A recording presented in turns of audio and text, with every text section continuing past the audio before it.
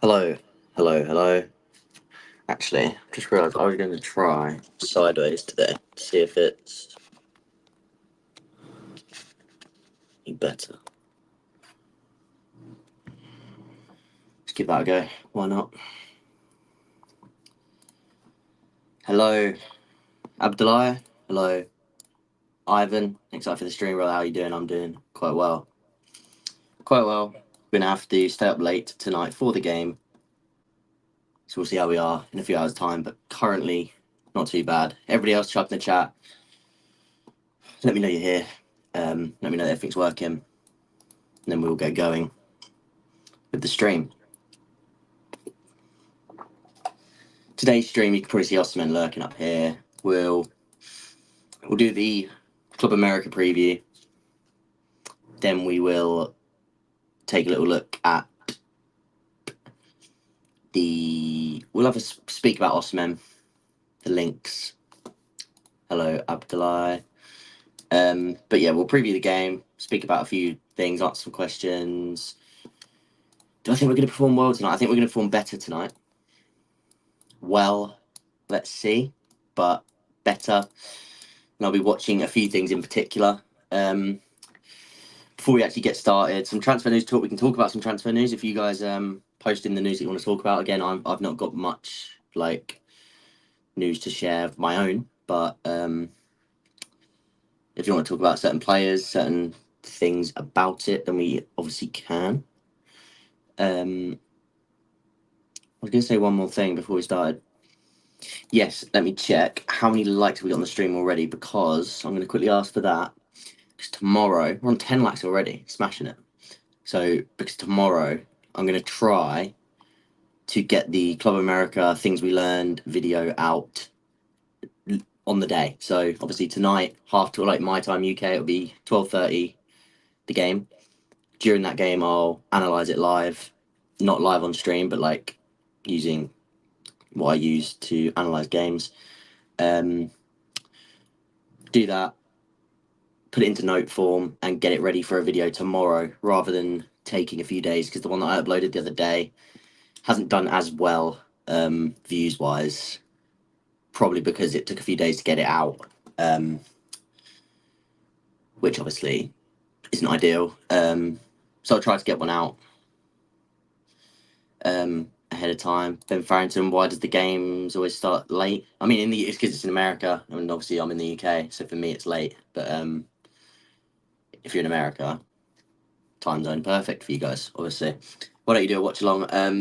Don't really like doing watch alongs. I might do some during the season, because during the actual season I usually don't analyze the game live. I usually will watch it as a fan and then analyze it the next day, so that I don't lose my sort of fanhood experience, because I don't want it to completely become robotic with Chelsea, because obviously my whole life the whole point of Chelsea has been that I'm a fan first, but then I'll analyze the games after. But with watch alongs and with pre-season, I find it's more time efficient to analyze it live and then also reanalyze it again for other games. So yeah, that's sort of what I do during pre-season, but I might do some during the actual season. Makes sense, yeah. Do you agree selling Gallagher? We'll speak about Gallagher in a minute, because it's a tough one. Ben Farrington, I swear the games are starting 8 minutes after. One of them did, didn't it? One of them started at a weird kickoff time the other day. I think it was the first one. I don't know if the second one actually started 8 minutes after, but the first one definitely did. You're right. So it could be 12:38 tonight. Not that that makes much of a difference once we've committed to staying up that late anyway. You're committing to like a 3 a.m. night, really, aren't you? In the UK at least. Maybe half two, depends how long it takes to get to sleep after. Right. So, where's the tactics board? There we go. So, we've got a random team on screen. Point a few things out. Jorgensen is with the group. And so I saw something earlier to do with he could get minutes. I think Sanchez starts. So, stick with that. I put Vega in here because Colwill is another one where during the training sessions he's been seen doing some fitness work. as opposed to the like the on-ball work with the rest of the team. That was yesterday at least. So do we know what's happening with Colwill? For now, I'm just going to put. He could obviously start, but we'll put him out for now, and we'll put Vega in because I'd love to see more of Vega. I thought his little cameo appearance against Celtic was very good to see. Tossing as the central centre back, I would like to see that, especially if Colwill isn't playing, because I know we've seen Badiashile will do that. There's also a good chance we see that. So, like to see how Badiashile does as the left back / left centre back.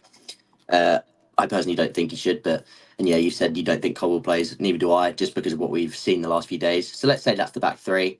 Find a right centre back, Tosin. That could be the other way around, just based on what we've seen so far. But I'd quite like to see Tosin in that right centre, in that central centre back role. What else do we need to touch on? Disaster, we don't know.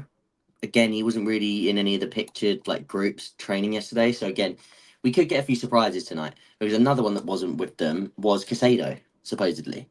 But he's now been with the group since before the first game. So that's 2 games time now. He's trained the whole time.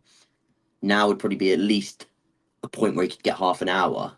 So again, he's another one that I'm not put in, but there's a good chance he could start. Jackson has been earmarked for minutes, but not tonight. So I think the next game probably for Jackson or Real Madrid, one of the two, City or Madrid.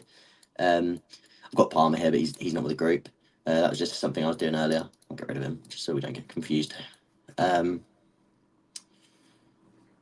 Anyone else I needed to touch on? I got rid of Santos because he's left the group now too. Enzo's turned up. Again, very unlikely he plays tonight, but again, I've just put him with the group.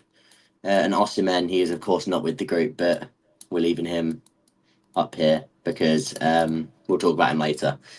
Let me quickly go through the chats that we just missed, and then we can talk about what we want to see tonight, the team, the roles, anyone that we're looking out for, because let me circle him because I want to remember that I want to speak about him in detail because I think it's a big game for him tonight. And I say big game with quotation marks because it's a friendly at the end of the day, so it's not a big game. But I think he's one that I'm focusing on tonight. Right. Where did I end off on here?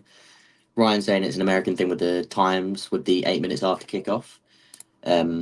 With your broadcast, is that like a common thing then? Not just because it doesn't really happen with NBA. I know NBA they tip off like 10 minutes after like broadcast, like you'll get like a half an hour, like half past broadcast time, and then 10 minutes later is actual tip off. So I don't know if that's the same with like American football, with like broadcasting for that as well. Do I think Enzo fits the 8 role? We'll go over that in a minute. I think he suits one or two aspects of the 8 role, but I still think he's far better in that deep role. But we will speak about that. What percentage would you put Osimhen at? I would go 40. Even that seems a bit. I'll say 30. I'll say 30. 30, 40. I was 50 yesterday. And then I think it's just going to be a long saga for this next few weeks. I think they're going to try and play the long game and try and get the best deal possible. So let's just hope that nobody else comes in and scuppers that for us. We said about Cole not playing. Where do you see Casado playing? I think he'd be the best in that Ndidi role as the sort of like box-to-box defensive 8, but he could definitely play in the inverted role. And I had a tweet out yesterday. I don't know if any of you guys saw it, if you follow me on Twitter, about Casado playing as the inverted left back. And again, it would have to be extremely brave. It's such a hipster, quotation marks, hipster choice to do. But it's interesting how you can get players into certain positions by doing that. Maybe we'll put that on screen towards the end. Yeah, Cole would be fantastic for the central centre-back role. I would love to see that too, which is a shame he wouldn't be playing tonight as well, because it could have been another night for us to try and see that. Big thing with the NBA, yeah, exactly. I do notice that. Yeah, it's pretty common in most sports here. American football and basketball are on time. Oh, and baseball, sorry, not basketball. And then, yeah, I'm assuming that's towards the tweet that we were talking about. De Zerbi did it. De Zerbi did what? He inverted from right back under De Zerbi, I'm assuming. Watch Alvarez up to PSG or Atletico. That'd be good if Alvarez went to PSG. Again, that's another person like off the table for Osimhen, and we can sort of like use that to our advantage. That becomes an extra chip in our hands in terms of controlling that situation as best possible. So yeah, I think if you're on about De Zerbi doing it, he inverted him from right back, but that's definitely an option. It's just with Chelsea, you've got two really good right backs, obviously James and Gusto. It'd be much more likely to see it from the left. For Casado, at least. Again, I say more likely. It's not more likely because he's never played left back, but more likely in the sense of we've got less cover in those positions. Like Kukurea, obviously Chilwell. Because those were interesting quotes yesterday. I think today's going to be very telling for Chilwell if we see any minutes for him at all. Because if we see another game where he doesn't even come off the bench, especially after the comments that were made yesterday about him, very interesting. Wonder how well Maresca's man-to-man press will work against top teams. Is it? Yeah, man-to-man press is it's a very modernized theory and like paradigm nowadays. So it's good in certain aspects. Against bigger teams, I don't think we'll go man-to-man every time. It purely depends on how teams are going to set up against us. If we go man-to-man against City, for example, and you're leaving, let's say they're like spread out man-to-man, one of the midfielders is pushed up, Lavia's sort of screening. Because again, when you go man-to-man, it's sometimes it'll look something like this, like really high line, and then Lavia's sort of this screener. So this was for Fana last time, but let's just say it was James. If you do this against City, and this is Haaland, not that colour, should put him in yellow.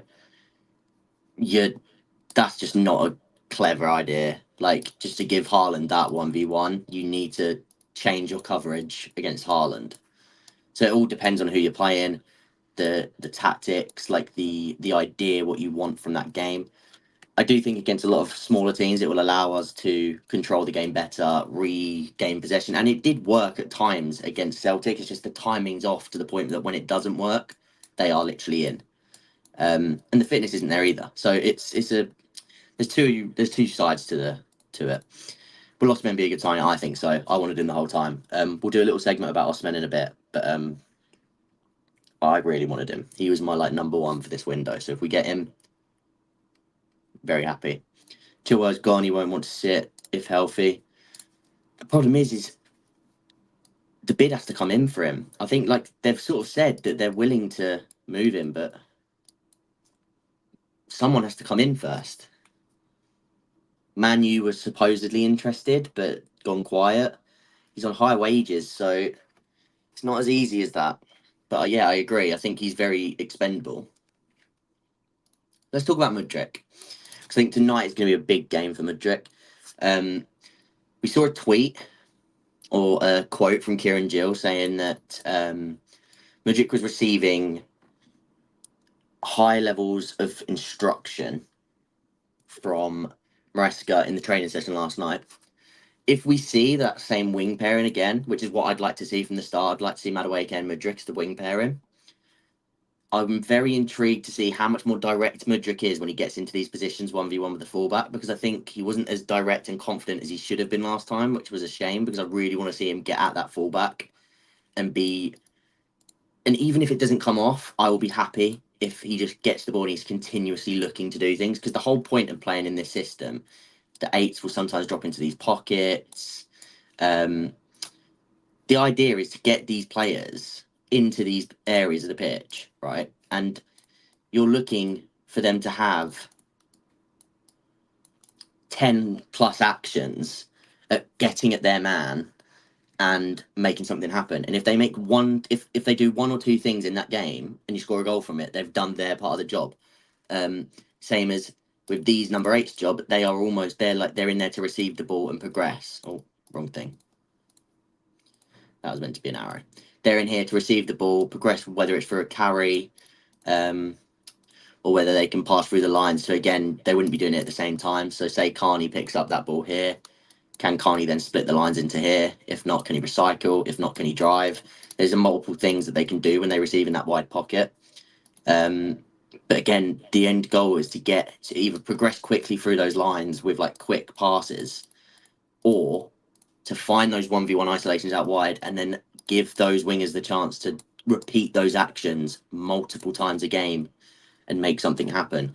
I love George as well, but we're probably not going to see loads of him. I'd like to see him again off the bench. I mean, if you want to start him, start him. I don't think it will happen. That's the reason. I would love to see this for 45 again, and then give Mudryk 45. But we're going to see Sterling at some point, very likely. Angelo is another one. I don't know why he's not on this board, because I did have him on here at one point. But yeah, like I love Tyreek George. He's my favourite academy product coming through right now. Eights need to help him out with the underlaps. That will come.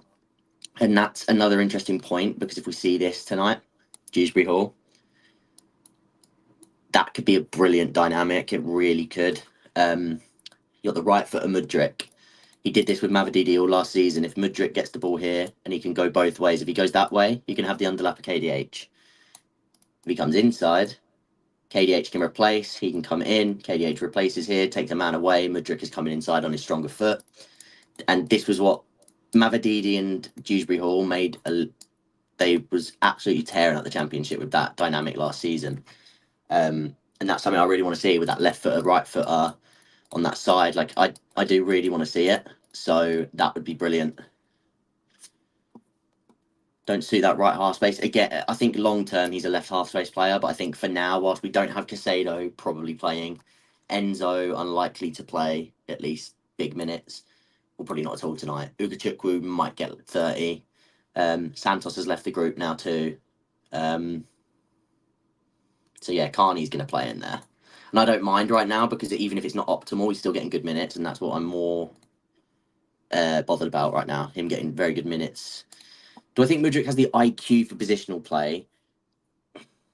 I need to see how he takes on more instruction, because we've seen him under several managers now, and he is very underdeveloped in terms of his football and IQ. But I do also think that in the chaos of Pochettino's football, it just didn't suit him, even though it should have to an extent, with the amount of times he could break. But it was just two things.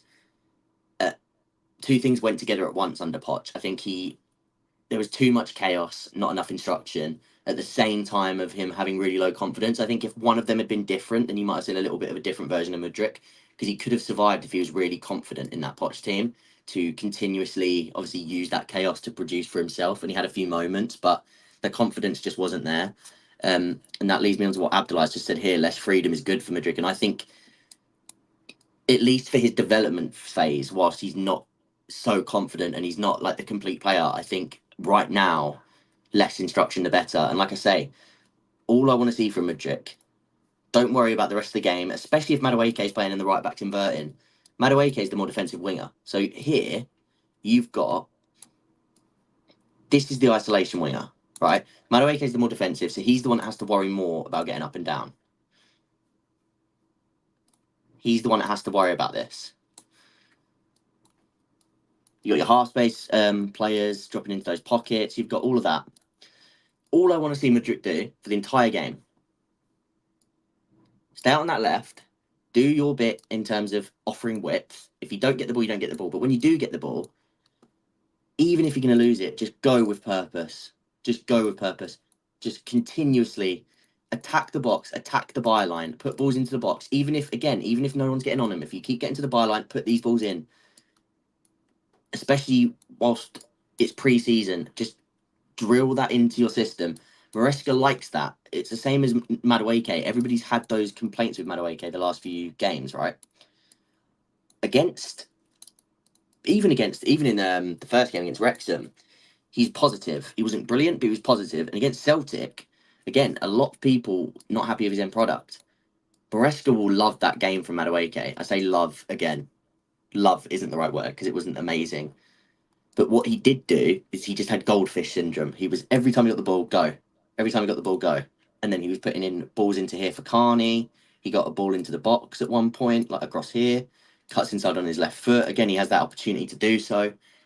He does it every time. And he doesn't care if it doesn't come off 2-3 times before. He will do it again, because he's confident in his ability. And he does his defensive work for the team too. And Maresca will like that about Noni. So as much as everybody hates on Noni, I'm very excited to see him again tonight. I think he's a perfect Maresca winger. I really do. He also had decent games, then benched always. Yeah, again, the Poch, the confidence issues. I didn't read this one. Sterling is still the most efficient winger we got. I think he was very. I have been quite impressed with Sterling in the last 2 games. Won the penalty, and I thought he was actually good when he came on against Wrexham. So again, I'm very much willing to see. Again, half of Mudryk, half of Sterling. I'd be more than willing to see that. More than willing to see that tonight, because I did think Sterling has had 2 okay pre-season games so far. Still think long term I prefer Mudryk or a new winger, but I'm happy with seeing Sterling at the minute and seeing what Maresca thinks of him and how things go in that sense, and if he can revitalise anything from that. Where was we here?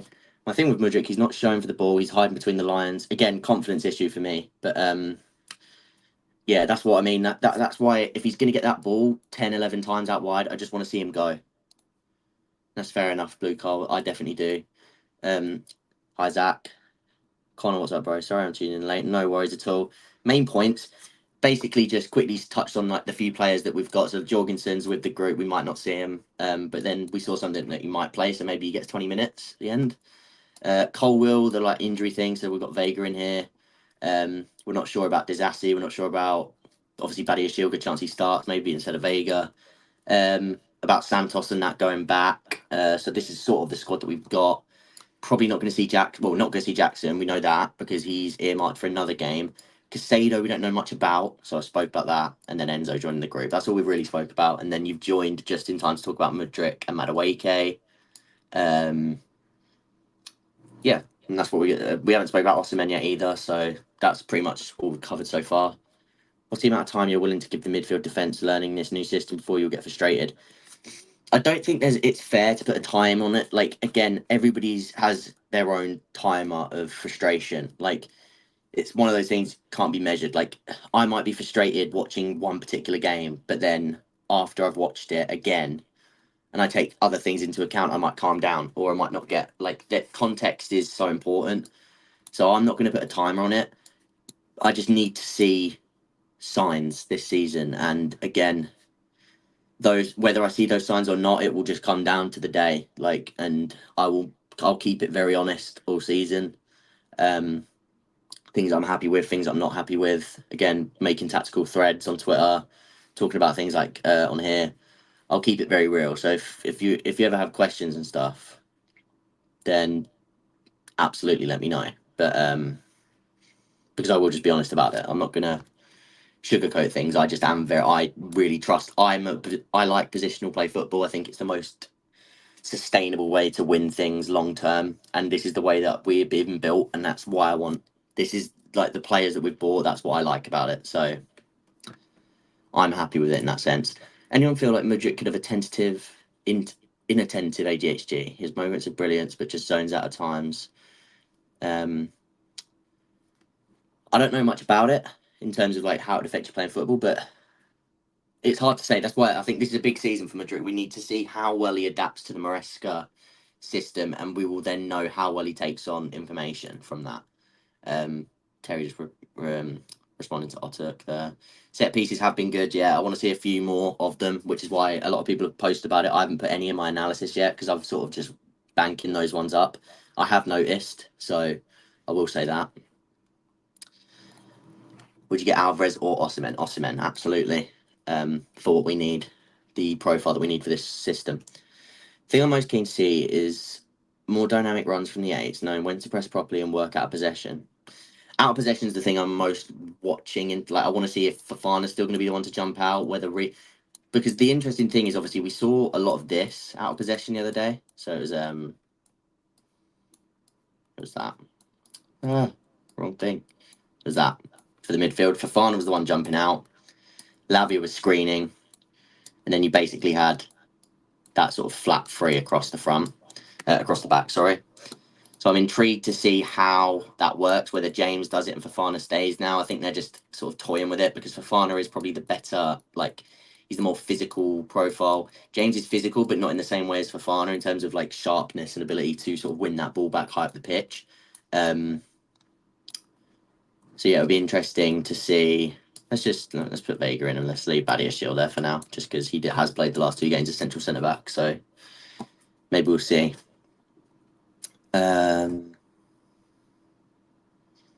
What am I read him. Where am I?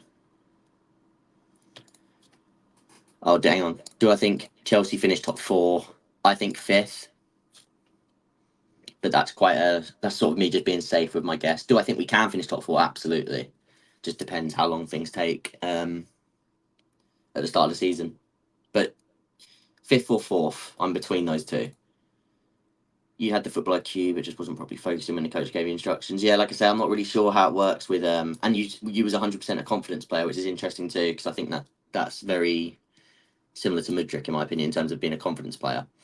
Engolde's system is those 1v1 opportunities on the wings. Exactly.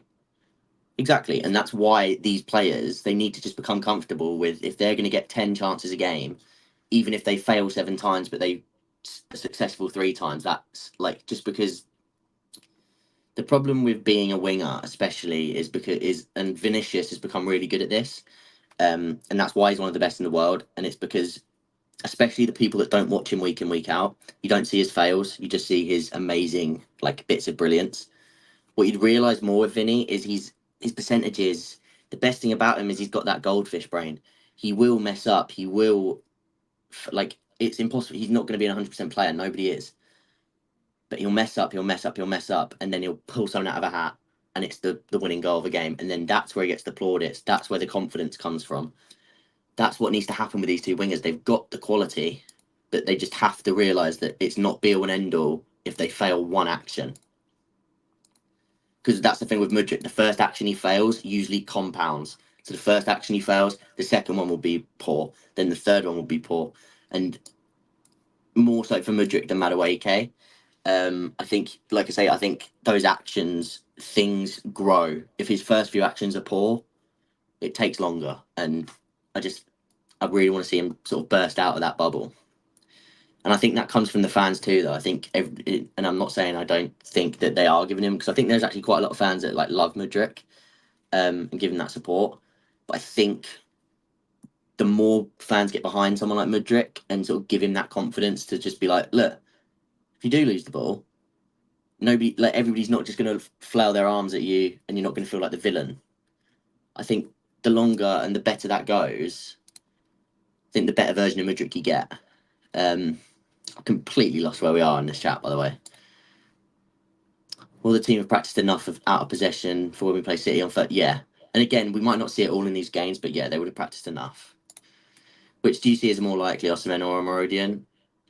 Osimhen, just because Amorodian seems to have gone quiet, and I think it would have not happened, but I think something would have broke during all this Gallagher talk if Amorodian was going to happen. So I'll say Osimhen of the two. But I like Amorodian.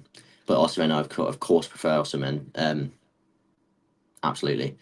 Where does Palmer play? I prefer him as an 8, but I think we might see him in both this season at one point or another, but I prefer him as an 8. Hello, AR. What made Leicester team master this so quick? They didn't really master it that quickly, but of course, like, they genuinely had the best squad in the championship, so it papered over cracks, and they were able to do that based on quality. And then when it did click, they went on a really good run.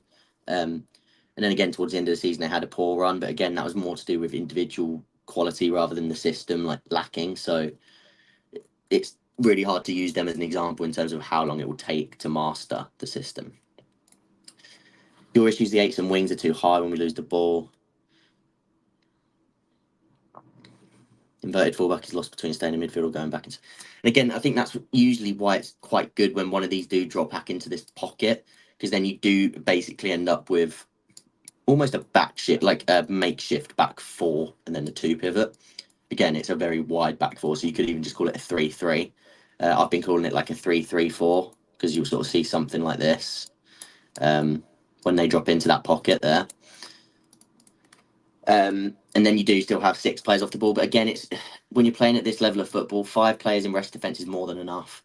Like, you've got those players in that rest defence, that's their job to sort of position themselves properly and attack the ball accordingly in the counter press. Dovbyk, here we go to Roma. Cool. I haven't said that. I'll probably tweet about all that after, because Roma is another team I'm watching very carefully this season now with the moves they're making. Sula and Dovbyk now.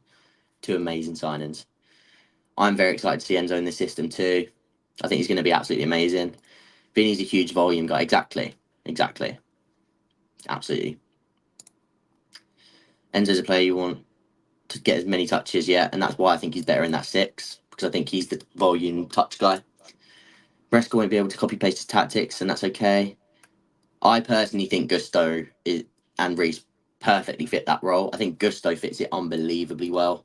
I'm gonna like slowly start getting something cooked up about Gusto in that role, like over, and then have like highlights from all his games, because so many people don't agree, like, or don't not even agree, but they just don't see it. In my opinion, like I think Gusto is so perfect for that role, so perfect. Do you think Jackson can play as a winger? I think he can. My issue with it is I think Jackson can play as a left winger, but I don't know if he can play as a left winger with Osimhen, unless his crossing and final ball at the byline improves. He's quite good at getting to the byline and cutting it back, but I think you've already got that with Noni Madueke. Again, I think you need somebody who's got that.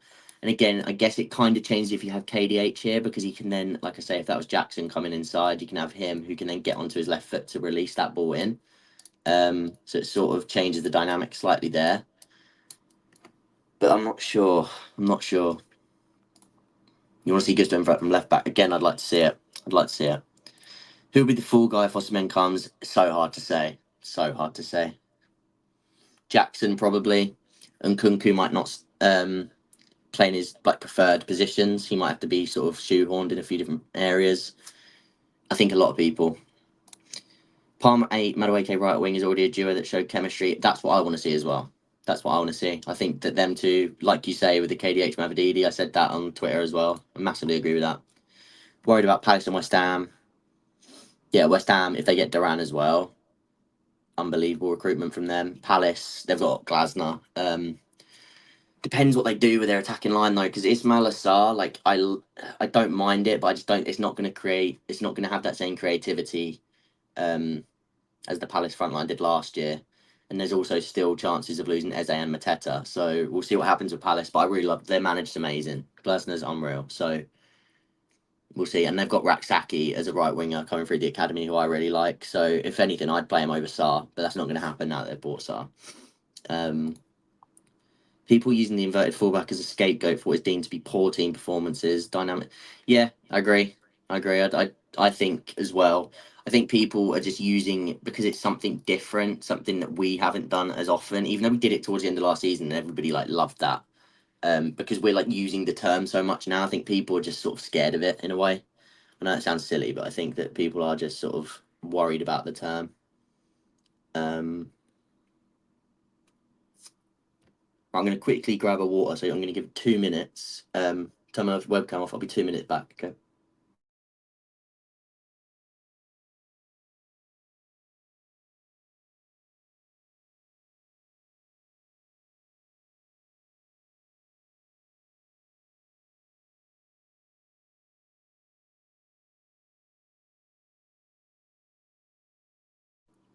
I already had a water.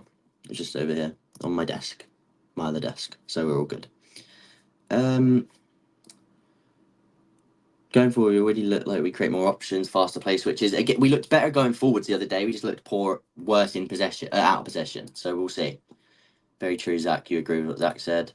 Do you think Jorgensen, KDH, Casado, and Enzo played today? I genuinely don't know. I think KDH plays today, because we've sort of heard a little bit about that. The other three, I'm so up in the air. Jorgensen, that would really surprise me for Jorgensen to play, and it would really surprise me for Enzo to play. But you can't write off them coming on for 20 minutes, because we're going to start to see more 60, 70-minute performances from like Lavia, will probably say play like 60, 70 today. Reece, Madueke, a few of the defenders. So like Sanchez, obviously. So tough to say. If I had to say of those four, it'd be KDH. And again, I don't know what's happening with Casado. I don't know where he's been, like, because he just wasn't there yesterday. So yeah, let's discuss a few other bits now. What was the other thing I wanted to talk about? Is there any questions you want to ask me about the actual tactics? Because a few people sort of speak about those like number 8 receiver zones. So I'm just going to put them there. And then I'm going to put in a different color. I'm going to put sort of that central receiver zone.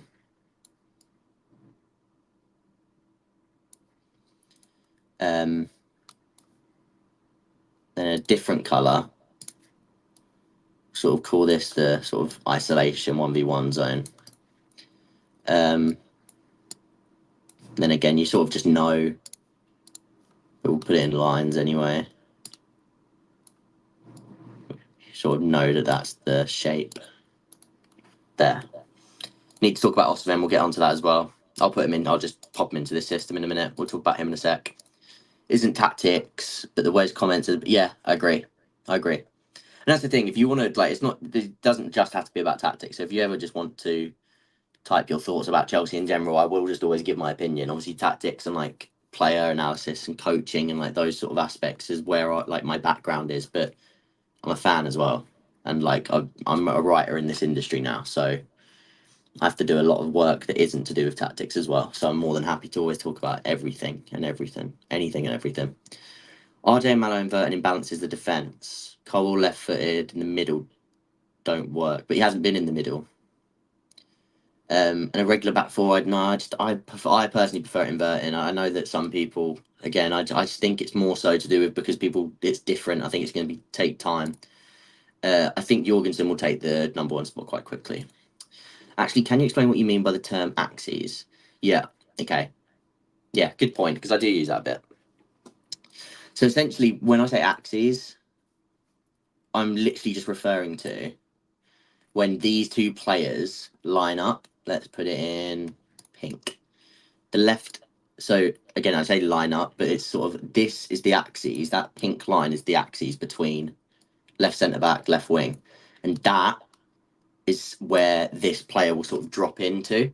So he's operating on that axis to, again, when he's not there, that ball has to travel here to here. When he is there, that ball can travel, it can move quickly, and it can either then come inside, it can go outside. It's shortening distances between players, and that's what this wide receiver role is. So literally, axes would just, that is the line. So the line that is being made between those two players lining up. So then again, that axis is within that sort of zone where those players are dropping into. And again, just to speak about those number 8 roles, I hope like people sort of aren't confused about those number 8 roles.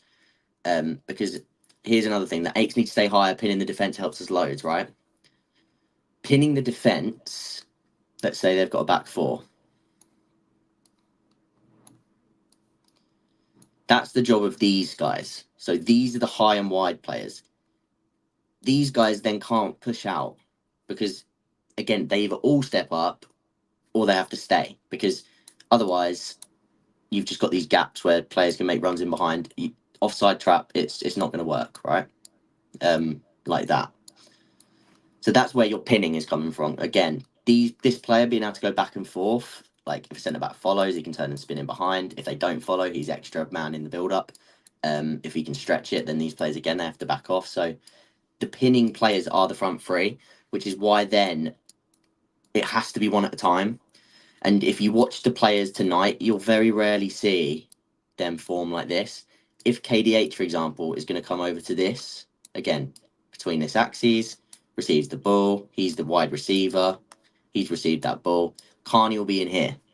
So it'll usually be Carney in here, Gu in here, these two are still pinning, these two, and at this point, you're making that front 4. Again, you're giving these centre-backs a really tough job to do that. The midfielder can't cover both, so the midfielder's either going to have to drop with and sort of cover in here, or they're going to follow. And again, it's just going to leave way more space. And again, vice versa. If Carney drops into here, something like this, okay? So it's all to do with the timings of when can that 8 drop in here. Can they link play to the winger? Can they then come back inside to find one of these two in this space? Can they then connect? Can they, if not, can they recycle? Can he move around? Can he move? Now, can he get the ball? And it's all about finding ways out. Those receivers are moving between their zones, and they're trying to find the ways out. So again, another way, if you see at times, if you also watch tonight very carefully, when these two are very narrow, what they're often trying to do, and again, this is usually, let's get rid of all these. We'll keep that. When that pivot's really narrow, it's usually when they're in that back 4, sort of like this, with the goalkeeper. The idea there, can we play that? So, because if he's here, can't play that ball, because again, he's coming over here, he's dragging a defender over here with him. it's just going to make it awkward. Okay, he's pretty good. Like another one's going to come and cover. And again, you're trying to operate at staggered heights in the pivot. So that's the idea. When these two are really narrow, that's why these two are central at the time, rather than dropping into these wide pockets. They don't need to drop into those wide pockets now, because if they want to, Madueke can drop into here and you can play that straight into there. But this pass and this pass, that's why I keep referring to the 8s as receivers, because I think the more people realise that the role of the number 8s is their movement, their interpretation of space, and their ability to know where and when to pick the ball up. I think that's the most important thing, being one of the number 8s in Maresca's system, which is another reason why I don't really want Enzo to be primary in that role, because as much as he can do it, as much as Enzo, imagine this is Enzo dropping into here, as much as his passing range is so expansive, it could be unbelievable from that role. I just think you're limiting Enzo by making him a receiver rather than a primary playmaker who has the options to go and affect play in more. It's not even in more ways, but with more touches, I should say. Right, so I've sort of rambled on there. So let me go through all of this that we've missed. Arsenal back four versus our back four. Anyone in our back four superior to Arsenal's? Is anyone in our back four superior to Arsenal's? Colwill over Gabriel. Reece over White. If I could make a back four out of the Arsenal and Chelsea defences, it would be Reece, Saliba, Colwill, Calafiori. That would be my back four. Tell me in the chat if you agree or disagree. Make your back four, Arsenal back four and Chelsea back four, with the ones on screen. So you can't use, I don't know, not that you would, but you can't use Zinchenko, for example. Again, not that you would. How do you think Maresca can beat low blocks like Wrexham? I think we'd have beaten Wrexham if, one, we didn't go 1-0 down, which again, easy to say. But I think if we just continue in the same vein, we didn't go 1-0 down, 1-0 up. But I think if on another day we win that game, like we were the better team, we controlled that game quite well. It wasn't brilliant, but low blocks don't worry me. And again, I've sort of spoke about it. It's more about persistence. Can you keep 70% of the ball? Can you find that chance? When you do, can you then become even more in control? And again, with time, we'll learn to slow that game down even more and make them come towards us, and then we can play through the lines quicker. And it's all just like, for the first game, it was just a run out. What do you think is the chances that we get Osimhen? I've said 30%. Sakri got that. I'm just quickly going through all this. So this is all from like 5 minutes ago. I ended up going on a massive ramble. I'm not sure if it's Guru specifically, but tactically, I've not seen the striker get on the end of a ton of chances. Not in the box as much, but again, I don't know if that's because we haven't made too many. Like Madueke, like his end products in the last 2 games. As much as I've been happy with how his intent, the actual final ball hasn't been great. Can't have more than 2 players in one vertical channel or line. Very key broken rule. Yeah, key rule. Positional play. Absolutely. Fair enough. Prefer the Barca teams with Alves, Abidal, Alba overlapping. That's some of the best football of all time. It is, but it's changing. Like, and overlapping fullbacks are still a thing, but again, you can still get that from other avenues now. And some teams are starting to sort of go to this, which is something I spoke about. Some teams are starting to almost go to this sort of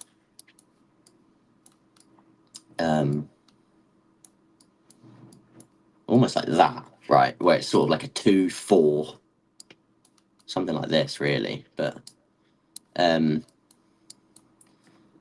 something like that, right? And that's what a lot of teams are starting to do, because you still get sort of this like 2v1 tension on each side. You can also narrow up to make it very hard to beat in rest defense. Again, these guys end up coming more central when the goalkeeper's not involved. This is something that City have been doing in the last few games in pre-season. This is something that United have done in the last few games of pre-season. So it's definitely something that we're going to see a little bit next season. To what degree? I think West Ham are going to do it as well, but to what degree, we don't know. Timing is very important, absolutely. Have you seen that Santos left pre-season camp? Yeah, I think that maybe that's to do with Enzo joining. Maybe Santos just isn't like going to get the minutes now, and he just needs to go maybe just needs to go get ready for with Strasbourg now. He's sort of we've had a look at him. He's played a few minutes, so sort of done his bit. Not much over that. Cucurella over Calafiori, not for me. I like Cucurella a lot, but Calafiori is unbelievable.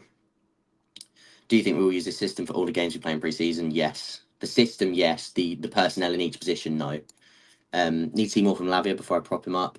I love Lavia, so good. Again, I still like Enzo and Casado are still the two for me. They're just like unbelievable, and the two that I'm obviously like just so excited to see more and more and more of. But like Lavia, I was talking about Lavia before he came to Chelsea. He's so good. Timber's underrated shout. I didn't even think of Timber. He wasn't on the screen. Yeah, Tim's a good shout. He was on the screen. Cucurella, Cole, Saliba, Reese. So a lot of people pretty much agreeing. You go Gabriel instead of Colwell. Taking Gusto over White. Oh, what? Yeah, yeah. Sorry, I thought you meant over Reese as well, but you mean that White would rank third of the three? I'm assuming what you mean. One of the most overrated centre backs in the Prem, by the way. I used to think this until last season. I thought he was really good, but again, I still like. There's still a lot of centre backs I would take over him in terms of squad building. But I did used to think this, and I sort of ate my words last year. I think he was good. And Kunku, this was just to show KDH coming in, and Kunku, like it's more likely it starts like this, and then KDH comes on maybe. That's probably the more likely. Pep doing 2-4-4. 21-22. Can't remember. 21-22 was that not the false 9 year? So maybe with I can't actually remember. I have to look. Who fits the 8 better between Casado and Enzo? I think Casado and Enzo. I would have it Casado in the 8, Enzo in the 6. In this system, I think that gets more out of each role. Cole will not Lavia. Oh, okay, fair enough. Oh, Levi. I've just seen it. Yeah, my bad. Levi. Don't know how I just instantly read that as Lavia. Just didn't even think about it. How many likes we got? Let's refresh the stream. 21 likes. We've got 42 people watching right now. So can we try and get that up to 40 likes? Whoever hasn't liked, please do smash a like because it does actually really help out the channel. Like I say, I end up writing all day, write about football all day. Then I'll analyse a few games of football before I come live. Then I'll do a live stream. Then I'll stay up late tonight and watch a live. I'm watching copious amounts of football right now. Obviously trying to make this this is now my full-time job essentially. So content, writing about football, analysing football, all of that. So the more support you guys give, the more it allows me to do. So it really is really, really appreciated. Got to do a classic score prediction. Absolutely, Zach. Let's do it. Everybody in the chat, I want to see your score predictions. I'm going to go 2-0.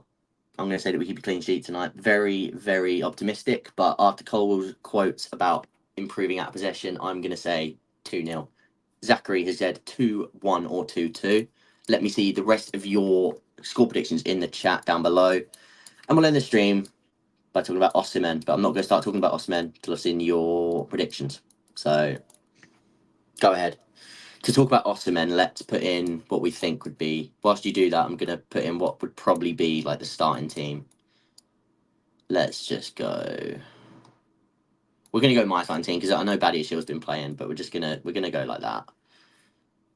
Yes, Cucurella could play as well, but we're going to keep it like this for now. Not that. Enzo in here. Let's go. I don't particularly like Nkunku out here either, but I'm just going to put him there because I don't want to put him on the bench with Osimhen there. We can discuss that whilst we're talking about Osimhen, but I'm going to put him in the team to begin with. Casado. Palmer. Where is he? I deleted him, didn't I? I deleted him because he's not on pre-season.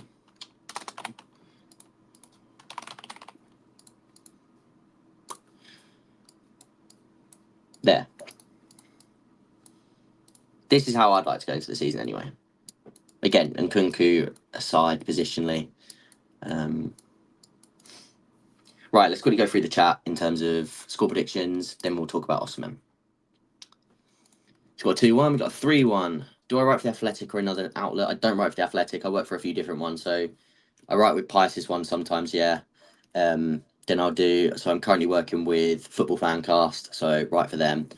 Used to work Court Offside, doing some work with Tribal Football, where I have sort of a tactical, sort of a weekly tactical forum thing that we do over there. Get Football as well, make videos for them. Little bits like that, and then again, I'm trying to grow my own platforms as much as possible as well. So Twitter, YouTube, started playback. Gonna start my own TikTok. I've got my own TikTok, but I just don't use it. But I'm gonna start trying to grind that as well. Trying to make everything as easy to find as possible, all in one place. And yeah. 3-1 Chelsea, 3-1 Chelsea, 5-0, 3-2, 3-0, 2-2, 4-1, 3-1. 3-1's the most common, I think, of all the scorelines being given. So that's interesting. 3-0. How do we make this work? Because I really think Nkunku is going to be central. Palmer, Osimhen. That's the thing. The thing is, right, is if we sign Osimhen, someone's going to have to play in a position we don't like. If Nkunku is central, Palmer's going to have to be on the right. If Nkunku's on the left, Palmer can be central. I think left wing, I personally think Madueke is going to be a favourite of Maresca's. I think Madueke, if you used to rank Madueke, Sterling, and Mudryk in terms of who is Maresca's favourite by the end of pre-season, I still think it'll be Madueke. So I think this is more likely than that. But again, it's so hard to tell, and I do agree, like because it is not optimal to have Nkunku as a left winger, but someone has to be moved. It's not possible otherwise. Fair's about that. Do you think we have to sign a winger for squad depth? I don't think so. Because I think if you sign Osimhen, you've got Jackson who can play on the left, you've got Nkunku who can play on the left, you've got Sterling who can play on the right, if Madueke can't. You've Palmer who can play on the right as well. Like, you've got enough in the squad. So I don't think you need to sign another winger. I think if Osimhen was the only signing you did, I think you still cover pretty much everything you need to cover. Martin Cook says 1-1 for the game as well. Thing I'm holding out for with Maresca is his ability to make in-game tactical changes. We're not going to see that in pre-season though, because and I know what you mean with the flexibility in our squad. I've just read that bit underneath as well. There's no point doing that in pre-season because right now it's just all about drilling it in. So if we don't use that time to drill it in, we're not going to be ready for the season. So there is literally no point. We might as well lose 5-0, but stick to our guns and learn the exact patterns that we're going to be playing in, than change it up to protect a result in a preseason game that ultimately doesn't matter. So I agree in terms of like I want to see it, but we're not going to see it till the season starts, and I don't want to see it till the season starts. And you agree as well, so that's good. Oscar Bob is him and McAtee. I love them both. I think they're both brilliant. They're either going to break out at City this season, or they're both going to get loans and be very good elsewhere. Do you think Palmer and Noni as our right hand side will be effective? Absolutely, really, really effective. I really like that. I think we've actually got too many players in the squad. So as well, that's the thing, right? So if we was to do it like this, like if Osimhen joined, Gu would go on loan, right? So let's remove him. George and Achimpong, they'd be in the. They might get minutes, but they'd be in the what do you call it? Under 23s. Let's say Chilwell goes. Now all of a sudden, and again, Ukachukwu could go on loan, but let's just keep him there just for argument's sake for now, because Gallagher's obviously probably going now too. That's not bloated. In my opinion, it's not bloated. What do you guys think? Was wondering if you needed squad depth. We could sign Di Maria for free. I don't think it's worth it. I think we've got enough squad depth. I do think I've always rated Di Maria, but I wouldn't. I don't think there's a need for that. Osimhen gonna bang, absolutely. So let's talk about the Osimhen dynamic, right? As I've said so much, if you get Osimhen in the box, let's just draw a load of crossing angles for Osimhen, right? Because this is what I was having fun with yesterday. You've got this. Oh, I'm gonna draw it freehand so I can put curl on it. You got that, and you got that for Madueke. Got the in swinger. You got Palmer in swinger from here on his left foot. So in fact, let's just get rid of that so I can show that. Casado, he offers you that right-footed in swinger with right. Not in swinger, sorry, like out swinger. And Kunku's got that too, but like let's just say that Kunku's attacking the box. Let's say they're coming from this side. So you got Casado sort of putting in those little half space dinkers in there. Let's say Enzo's pushed up and Reece is pushed up. You've got that from Reece as well. So say Reece comes out to here, you've got that same right-footed whip. Enzo, again, got that same from Enzo. So you've got complete the angles you can create for Osimhen in terms of crossing, and the two that I'm like really excited about. The side is the right side, right? So if you've got this, he's attacking in here. You got these balls coming in. Osimhen there. Casado's now sort of let off the leash because Enzo and James are pushed up. Palmer again, he's either there to receive to put it in the box or he's making that run there too. Osimhen is going to drag. Not one man. It's going to be two. It's going to be three. There's going to be so many men occupied that are trying to stop Osimhen to the point where these guys are going to arrive and score so many goals, especially if that's KDH as well, or one of these guys pushes on. There's just going to be so many opportunities for goals, and the main thing about Osimhen is just that gravity that he makes, the respect he ensures that he's required, right? The respect he's given just changes the dynamic of the entire pitch. If he goes long, defenders follow. If he comes short, defenders follow. There's teams just are worried about him. It's the same as Haaland. Teams don't want to let that player, especially, and then they're frightened to let you get balls into the box. So they'll start showing you inside. If you're Madueke coming inside, start seeing these shots. And Kunku coming inside, start seeing these shots. It's perfect. If you're going to go outside, that's of course when the variation needs to be good, and there needs to be a high level of variation and a high level of quality of variation. So what I mean by that is this is where Madueke does have to improve his right foot, because teams need to fear him going outside to put that ball into the box for Osimhen, to the point where they don't want him to go outside, so that then he can start coming inside on his stronger left foot. Same with Nkunku. Again, he's going to be more inclined to cut in. Can he at least show a good enough variance and a good quality of variance to get to the byline, put one in across the box on his weaker foot?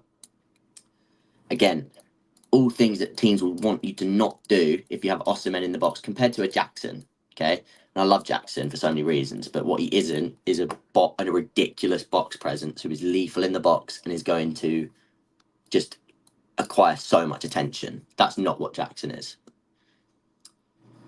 I don't think that's weird at all, actually, either, because I predicted that, and a lot of people obviously predicted him to play in the six. But again, he's not got the technical security in the six. Not that he's bad on the ball, but he was always, in my opinion, going to play as that Ndidi role, as sort of just a box-to-box destroyer, so that he can do both roles.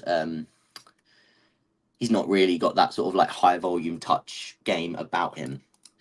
You just feel like the academy should be used more occupying squad positions. Yeah, and I think hopefully Tyreek gets more minutes. Ishe Samuel Smith gets more minutes. We got Action gets more minutes. I do agree. I'd love to see some of the academy players, the ones that deserve it, get it. Really good channel runner as well. Yeah, he does, and he's an issue when he runs into the channels again. Drags defenders with him. Lethal box presence, absolutely. What do I think Jackson's long-term role is for Maresca? Badiashile, I think his best fit is the central centre back. I just don't think he's the first choice there. Keep drawing these arrows by accident because I've now got rid of Dizassi. Let me just put it as this so that I can't draw. What was I saying? And then Jackson, I think he just becomes a bit of a everything player. I think you see some games where he's more suited to the striker role.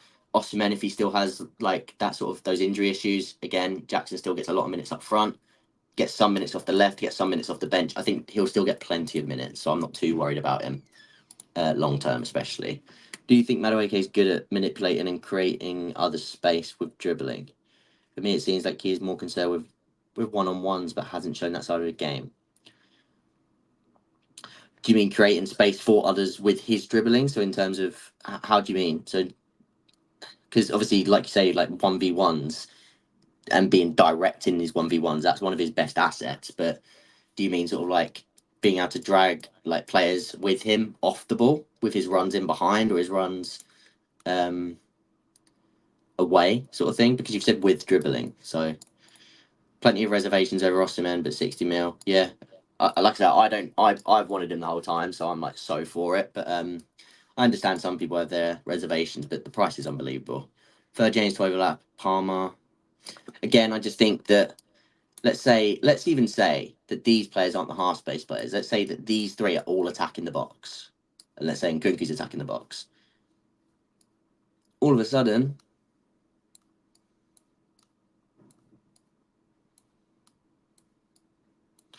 look who can make these crosses.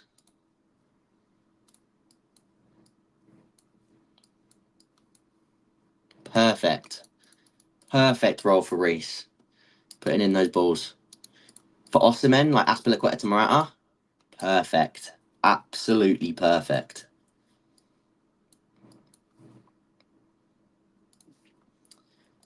Yes. So yeah, with his like again, I think it's something he does have in his game, but he's more of a 1v1 maverick dribbler. It's a bit like Doku, in my opinion. I think that the reason that they're just a defender's nightmare because they just won't give you a minute off in terms of as soon as they get the ball, they're looking to get at you.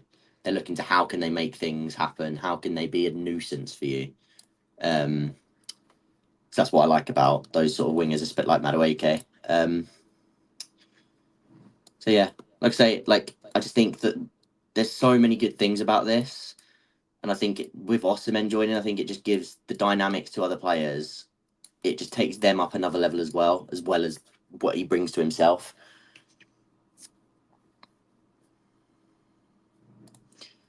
Oh, okay. So you mean like if he drives inside, for example, can he create space for, say, Palmer to overlap and like come in here, or can he drive at a player to purposely create space inside to sort of like drive in here so that Palmer's marker has to come over here, and then it sort of creates this space for Palmer.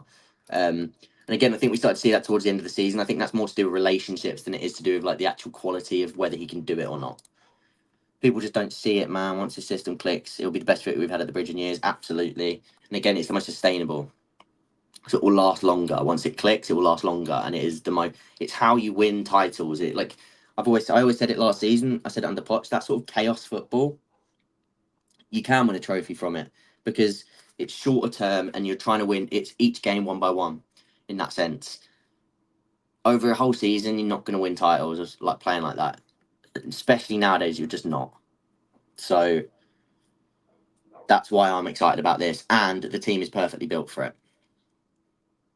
So with a striker like Osimhen will help free the space between the exactly right. So if Osimhen's running in behind, makes this run, and he's all the way he like makes that run into there. If the defenders have to follow him, can't really show it like that. Palmer is going to have acres in here, and again, Palmer's going to have. If Osimhen can give Palmer an extra 5% of space, because again, this season defenders are going to try and double up on Palmer because they're going to want to stop him. He's been the star man for Chelsea. Can you double up on Palmer? You can't double up on Palmer and double up on Osimhen and double up on a winger, whether it's Madueke or this side.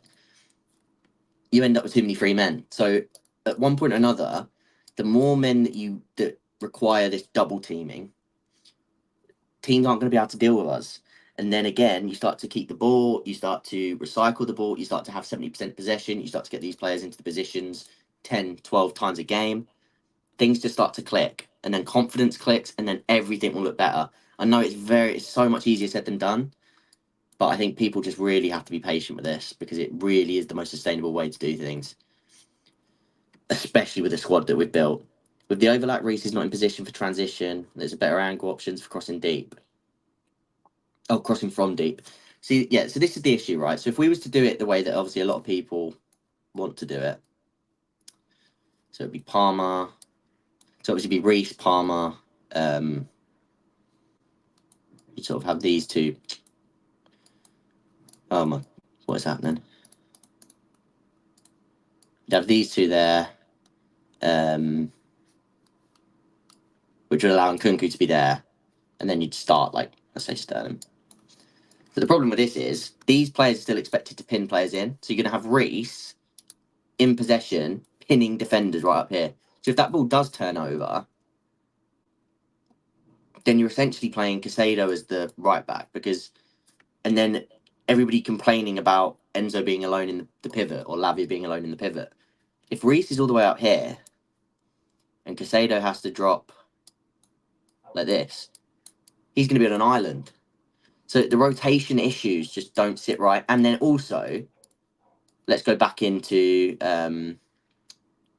possession, because if this was in possession, This was out of possession from a goal kick, for example. It'd be something like this. Just put Badia Shield here for now. I'm going to take that off again because I keep drawing things. This would be probably in possession, or you could have it as Enzo swapped around if Reece was going to invert. But again, which of those two wingers is going to be your defensive winger, which is what Maresca wants, so that one can go aggressive. Palmer's not going to do that. Like, again, it's not that he doesn't work hard, but again, it's not his game. Sterling as well. Like, again, you'd probably have that to be Mudryk, and you'd have to like properly drill into Mudryk. That has to be your job. But again, it's on the wrong side of the pitch because it's not the inverter because we're not inverting anymore.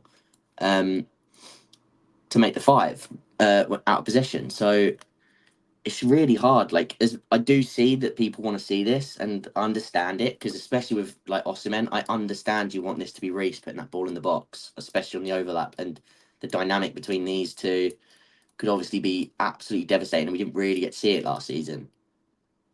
But I do think there's more to it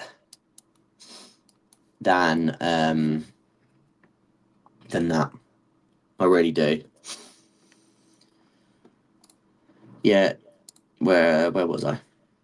Random shout for this game. Is Jorgensen starts? I bet he's the number one. I'd love him to start. It'd be so good to see him start. And I think that would also just give everybody a little boost because a lot of people obviously like really want to see something different than Sanchez, so it could give him a boost. 3 dream signings realistic that fit this system. 3 signings. If I could make 3 signings to this team, Osimhen, it would have genuinely been Calafiori. So now that Calafiori,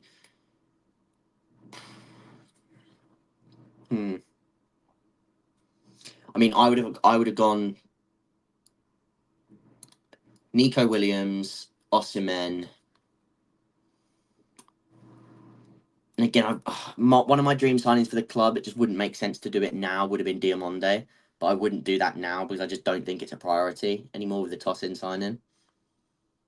And obviously, we've sort of gone the route of Vega for that sort of like multitude of coverage in terms of loads of positions. So maybe I'd go for a different goalkeeper, but we've made the Jorgensen signing now. So the two would be Osimhen and Nico Williams. Absolutely nailed on. They'd be my 2. Reece inverted, Palmer KDH 2/8s. I'd love to see that, but then you're leaving out one of Casado and Enzo. One of the 2 doesn't play in that scenario. So I wouldn't do that in that sense because they both have to play for me. 2 of the most important players in the team. By the way, we're at 50 followers. Not followers. We're at 50 viewers, and again, I'm just going to keep going and answering questions because the support is crazy. I'm going to refresh. How many likes are we on? We're on 40 likes now. If anybody has joined, thank you so much for the support. If anybody has joined now that's new, can you please drop a like? That would be unbelievable. 40 likes already, and we've been hitting nearly 50 viewers. Keep sitting in the top left every now and again, so that's unbelievable. Can we keep that support up? That really does help the channel. It really does help me out. Back to signings for a sec. Like the guy said above, am I calling it after Osimhen? Right now, if you can't get me Nico Williams, I'd call it, yeah. I'd focus fully on outgoings. I'd keep the squad pretty much how it is. And again, if an opportunistic signing becomes available, a really good one that you can't pass down, then it's a different story. But yeah, I would probably call it after Osimhen. Focus more on the outgoings and at least the loans. Most of the goals we conceded last season was down our right-hand side. Fofana's pace will be key. Yeah, absolutely. And that's sort of why I wanted Diamonde, because I was worried that if Fofana gets injured, I need another player of that archetype. Obviously, Tosin, I think he can do a job, but and I think he'll do really well this season. But if I wanted a right centre-back with like high recovery pace, Diamonde's my guy. Would you say where Enzo is going to play? It's a big question in terms of what are we going to see in terms like the question being like we want to know what happens, but for me it's no question he should be playing there. That's for me 100%. Cole left back, Arizal the same. Tell you what, there you go. Cole central centre back. Enzo shouldn't be line 6. I think he should. These guys have got Enzo's good at defending side to side. He's not good at defending long like up and down, in my opinion. These guys can. the aggression in here. Enzo is more of a scanner in here. It's more, and I actually think Enzo's quite good at that. I think he's actually one of his underrated traits in terms of like sort of covering sort of lateral ground. So I like it. Don't forget Reese's hamstrings. Exactly. I think it protects him being in the middle. Diamande is very good, and he's got the perfect profile in terms of physicality and technical ability. I just think he might take another year. Cause he needs a big move now. He, as much as people say he's not ready, I think he's almost like maxed out where he is. I think he sort of needs to learn now somewhere else, and take a year of experience at a higher sort of like overall level week in, week out. And again, the level at Sporting is really good. The Portuguese league I love. But I think the next stage is to move, take a year there, and then I think people will be straight on him. Diamande's top, going to be one of the best centre backs in the world. Yeah, I agree. What does Nico Williams offer that Jackson doesn't? M product when he gets to the byline, far more flair. 1v1, he's better 1v1. Just a lot, just a lot. They're very different players, so a lot in that sense. I like Jackson as a winger. He's not got the crossing range. He's not got like the sort of like variance in his passing style. He's not exactly a creative passer. But I think he could work as a winger. I don't really like the idea of him as a winger with Osimhen though. Like I preferred the idea of Nkunku and Jackson sort of playing together in terms of one striker, one left wing, and sort of having that sort of ability to switch. Hamza Chowdhury and Pereira can do the inverted role. Reece will have no problem. Yeah, exactly. And Reece has done fine so far. Like it will grow and things will start to look better. But exactly, he's incredible defending horizontally for Argentina in the World Cup. Most important player with Messi. 100% Zach. He's absolutely fine in this area. What you don't want, again, of course, and Nkunku's not going to be here. Let's just do that so that nobody moans. What you don't want, in my opinion, is him covering large amounts of space like this, up and down, up and down. You'd much prefer that to be Casado and Enzo to have this sort of minimal role where he can just pick up the ball, drop into here, pick up the ball. And again, when he's on the ball, that's his rest time. When the ball does break, can you cover those lines? I think he'll do really well there, I really do. Very confident on that. Drop Casado next to Enzo, put Palmer next to KDH, put RJ right wing back. Again, I just think out of possession, like in transition, I just think that it takes too long for those distances to be covered in transition. Reece would genuinely be here, and I don't like that.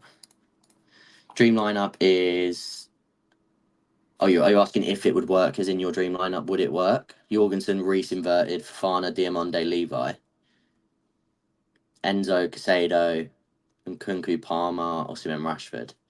So who should it be? Palmer on the right, Osimhen up front, Rashford on the left, and Nkunku in the middle, I'm assuming. But again, and I do quite like that in terms of like if you got transit. I don't think Osimhen and Rashford are the best pairing because I think they both offer similar things in terms of like that sort of pace in transition. I think that's like their best assets in terms of being like threatening in behind. So I'd probably want like again, and it's crazy. Just literally take out Rashford, put Nkunku on the left, put Palmer in the middle, put Madueke on the right, and you've pretty much got the same dynamic there, but slightly better fit in terms of Madueke being sort of a two-way. And not as much of an in behind threat as he is a ball to feet threat. So yeah, a little bit different. Also, both his performances for Benfica versus Juventus, he was everywhere. He's such an incredible player, man. He's my favourite. Yeah, he's been my favourite since I was calling for him to. Like, he was my absolute number one. I was scared he was going to go Liverpool. I've been a fan of Enzo since River Plate, really have. Yeah, and his weak foot isn't great, but again, I think he's also something that people don't give him credit for is because his weak foot's so poor. What he does really well at times, if he's in here and he does go this way, is he'll sort of make that lung busting run towards the byline. And if once he gets to here, he'll almost nudge his body back out as like and use it a little bit of as like a he'll sort of initiate the contact himself, get to there, and then he can almost then pick a pass again, a simple pass. In terms of his weak foot, I think it does need to improve if you're wanting him to get to this position and whip in like inch perfect crosses on his right foot like that. But again, I think there's enough variance that he can come inside in his left foot, make those half space in swingers, or like I say, attack the box in that sort of direction more. Like I say, more head on. But it does have to improve, of course it does. But I think he's really good at that. I think people will see in time that Nico Williams is it's not just like unwarranted hype, but we'll see. Don't think it's about the system. Manipulating defenders with body movements and little touches to create space and pass the ball to others. Simply take touch left. I agree with that, but who are you referencing? What player? But I agree. I think that and that's why in positional football you want intelligent players that can do exactly what you're saying. Someone like Enzo, the slightest movements mean something. Like he'll make a tiny movement to the left because he knows that when he receives the ball, it'll open up that angle. Whereas if he was literally stood 2 steps over, it wouldn't. And he'll sometimes take a little touch inside before he can then reverse it the other way. These are little intricate details that some players just don't they either don't have the confidence or they just don't see it. This is why some people are able to make passes that others cannot. Exactly. Bang on. I don't know who you're referencing, but it is bang on. At times in the last games, we rushed the pass into the traffic. Yeah, and again, so playing in traffic is a massive part of Maresca's thing. So his philosophy. So again, during pre-season, it's probably just being almost told of them to just do it, even if they're going to lose the ball, just force it. I don't think it will be like that the whole time. In terms of there'll be certain times that they turn it on and off, sort of thing. But at City, the fullbacks are sometimes that high up, and then Casado could drop temporarily into right back just to cover. Yeah, but with City, they sort of do it one at a time, don't they? So and again, like you say, I know that we'd only do it one at a time as well. So it sort of depends. There's definitely the chance that we could see it, but we have to see it in pre-season. We have to see it in a game first, and so I think if we don't see it in pre-season, it's quite likely that we won't see it at least until a little bit later on in the season when things sort of either aren't working or are working so well that you start to sort of work on other plans. Do you trust Colwill left back? I do. I think his best position is his best position is a left centre back as a back four, and then the central centre back in a back three. But I do trust him enough, yeah. And I really hope he's the vice captain, by the way. One thing people always forget when discussing Chelsea is how none of these players are in there exactly. Yeah, that's why I'm so excited about the future of this team. 20 assists last season. Talking about Nico Williams, I'm assuming. Yeah, for Bilbao. And his goal catalogue is incredible. He's an immense winger with a goldfish brain, exactly, which is perfect. Do I think Palm will be playing as an 8? I hope so. But he's still getting a lot of disrespect. I hope folks saw his passing to Gusto for the 4th goal. I did highlight this. I said him, Santos, and Gusto were all brilliant in that goal. And again, you saying he starts against City in that first game, I think you're probably right, because if Colwell's got a knock as well, I think there's a good chance that that's sort of what we see. So let's say, like I say, tonight it could genuinely be this, and then again against City it could be that, or it could be that. But yeah, I agree. I think he probably does start as a central centre back against City. I think you're right, and I do like Badiashile. I think he had a really good first 6 months at the club. He had a poor last season, and again, I think he's one of those players that if the team starts to tick, he will thrive. But I just think he's one of those ones that he'll compound mistakes if things aren't going well. So it's a tough one. I do rate him though. I'm not one of the people that I absolutely want him gone. I'd keep Badiashile. I think he's brilliant. He's he's brilliant backup, and if when he's in his best form, he's unbelievable to the point where he could just challenge to start. So he's nothing, not an issue for me in this squad at all. Who's referring to the debate about Madueke? Okay. Cuckoo, Levi, tossing, Casado, Enzo defending transitions. Couldn't that work? 5 players back, similar to Spain. So is it? Oh, so in a 3-2. So you're talking in a 3-2 rest defense, and Reece would be higher up. It could work. And again, the point is though, 5 players back in rest defense isn't bad, but then it's about how quickly can your other players recover, because you're not going to defend the entire possession as a 5. You obviously then want these players to eventually support the back line, and it's all about timings. How quickly can they recover into the positions where you can then force them out? Can you try this on FM24 to show the roles? See, do you know what? I was thinking about this the other day. How interested would people be? Probably it won't be anytime soon because I've got so much. Like I said, I've got so much on currently. I'm watching copious amounts of football. Um, Working on so many different teams. Like this is just all you guys really see in like on streams is my Chelsea work. The amount of other teams I'm working on right now is like taking up so much time. But how interested would people be on something like an FM like stream series? I wouldn't turn them into videos. I don't think 'cause I wouldn't want to change my channel too much from what it is. But FM, that is something that crossed my mind. Not for too long, but it did cross my mind. Enzo's most underrated trait is his ball retention. Yep, absolutely. His IQ and ability. He trusts himself. Not fourth goal, sorry, our single goal, yeah. The 4-1, our single goal. Palmer starts with City, you'd think so. He's intelligent, yeah, and he's mistake prone, both true. Like I said, I think he just compounds mistakes quite easily, but I do think he's an intelligent footballer. You mentioned players who will start to play well when the team is playing well. Who do you think are the catalysts? Really good question. 100% you said do it as a stream. Definitely watch FM content from you. Cool. Good to know. Good to know. I'll keep that in mind. Catalysts, that's a really good question, actually. Who do I think are the catalysts that can carry this team? Osimhen's one of them. And I say carry, I mean like get the team like playing well. We've already seen Palmer is technically one of them. Casado, I think, is one of them. And then FM stuff sounds sick. That's good to know. And then I'd probably say Colwell when he's playing. Again, I know last season things weren't going well, but he like I think with a more leadership. Oh, Zach's just put him as well. No, you haven't. Nkunku, Enzo, Casado, Osimhen, Reece too, just being a leader. Philip underrated signing. I think these guys, and again, I think Enzo eventually, but I think he might have a bit of a slower start now. And you know, my one from the bench is KDH because I think again he's the floor raiser, so I think he's almost been bought in to sort of do that.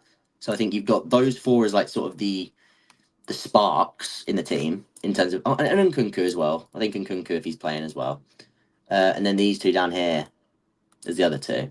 So yeah, I'd say that. Catching shots, no, very parry heavy. Very parry heavy. But I think he's really good on the ball. I like his ball playing, and I also think he's got good untapped potential in terms of reflexes and ability to stop shots. But I do think that's the one thing is quite a big thing in terms of he has to stop those parries because it's very Edouard Mendy. And in the Premier League, it will lead to goals, and people will get frustrated quite quickly if a few of them happen in a row. Score prediction, I'm going 2-0. I said earlier, didn't I? Did I say 2-0 earlier? I think so. A lot of people said 3-1. What would your prediction be, Coolest Chelsea?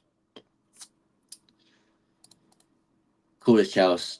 I think you're always the guy that does this as well. Thank you very much for the support. Hit the like button, people, and subscribe to the channel. It, like I say, it really does help me out. Taking all this full time lately, every little bit of support, and like I keep putting it out on Twitter as well. Every one of you that's here every time in the stream, every response. So people that I recognise all the time, and each little bit of support really does help every time. I don't think people realise how much it helps. So thank you everyone for that. 3-2 is your prediction. Interesting. Still think there's going to leak a few goals tonight, do we? So do you think Madueke has the IQ to manipulate space with dribbling? Sorry, this topic is taken. No, it's fine. It's fine. You feel like you never got your answer. I do think he does. Yeah, I think he has the IQ. I think he knows that he can drag multiple times, and I think he can drag players out. He knows he's got the ability to drag players. So yes, I do think he does.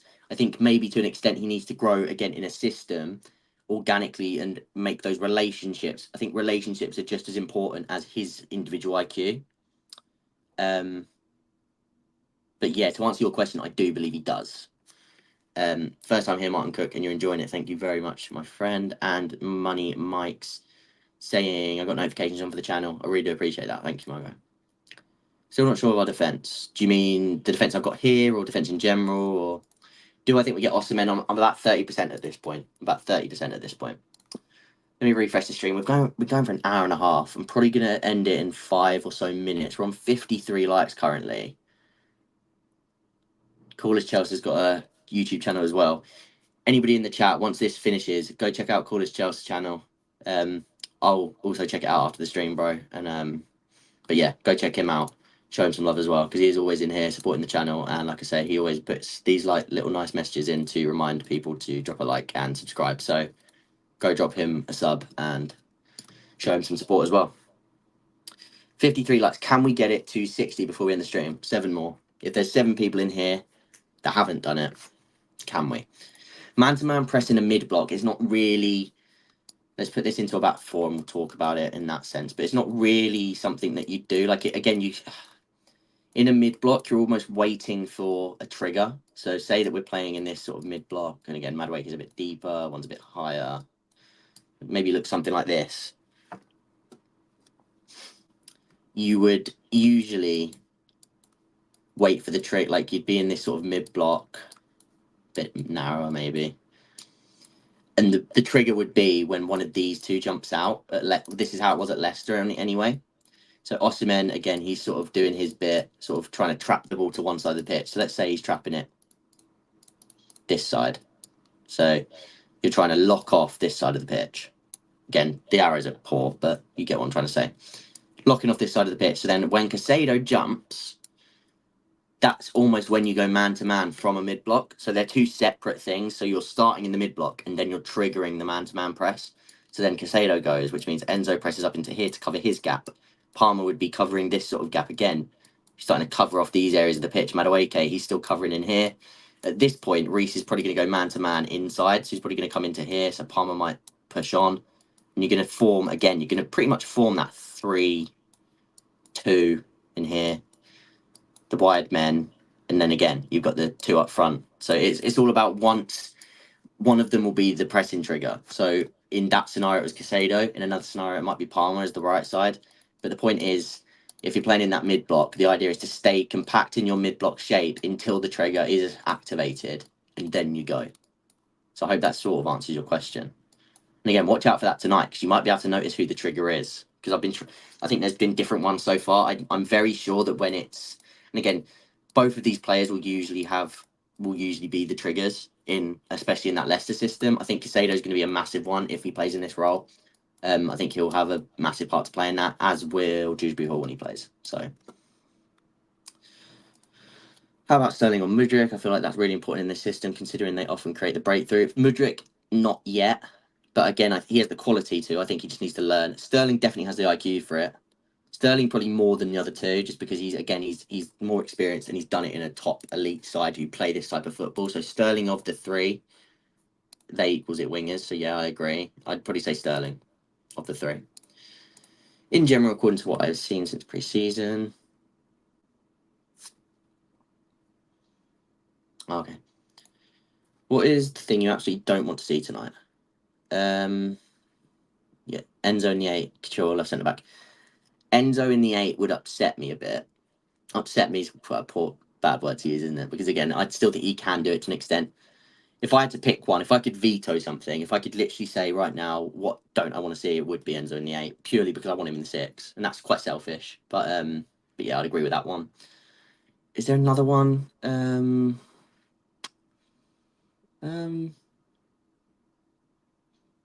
Anything else I don't want to see? Not really. Not really. Disassi is a wide centre back, maybe, but again, we're going to have to see it at some point, because again, I really liked how he handled the Enzo situation. By the way, like his leadership in the squad, no matter what you think of him as a player, I really rate his character. So again, I wouldn't even say that. So yeah, I'd probably agree with you. I'd probably say the Enzo in the 8 thing, and Chilwell as well. Chilwell is actually a good point. He's not on my screen, so I can't see him. So I'd probably agree with your ones. To be fair, Zach, I'd like to see Vega inverting at some point. I would love to see, and again, we saw it a little bit the other day. I'd love to see this shape in rest defense. I want to see it, and if that includes Vega, if that includes Reece, if it includes Gusto, if it includes Colwell, whoever, I just want to see that shape at some point.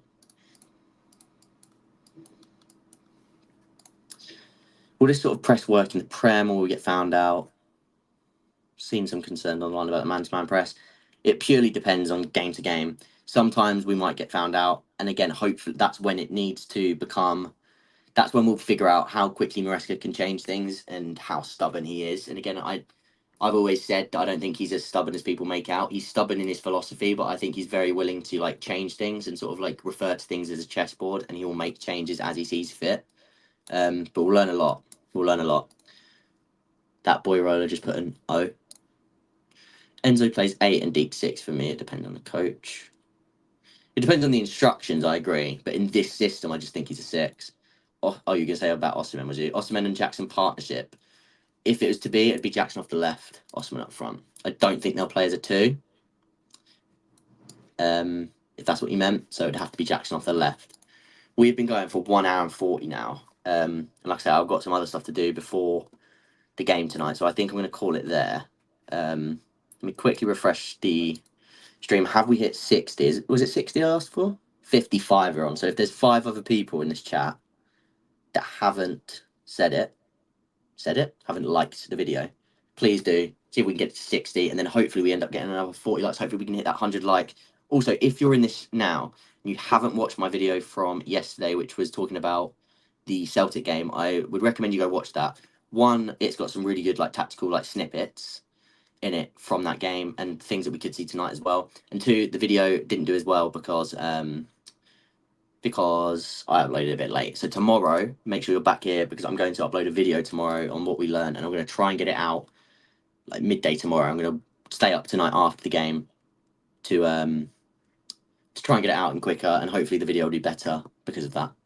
So, like I said, thanks everyone for joining. Good stream. Think we'll be surprised. Thank you very much. Hit the like button, as Call as Chelsea says. Enzo played as the 6 in a dysfunctional system under Potter, and he should have been our player of the year. Yeah, exactly. Very good note to leave it on, Zach. Absolutely will be one of our best players this season if played in the correct role, in my opinion. Even if not, I think he's just going to take a massive leap this season, just in terms of the philosophy that we're playing. So yeah, we've been going for an hour and 40 minutes now. Like I said, please do drop a like. Please do subscribe if you haven't already. Go follow me on Twitter. Ask me some questions over there. I'll be active throughout the game tonight. And then, like I say, back here tomorrow for another video of what we learned. So thanks everybody for joining. And I'll see you guys tomorrow in tomorrow's video. Peace.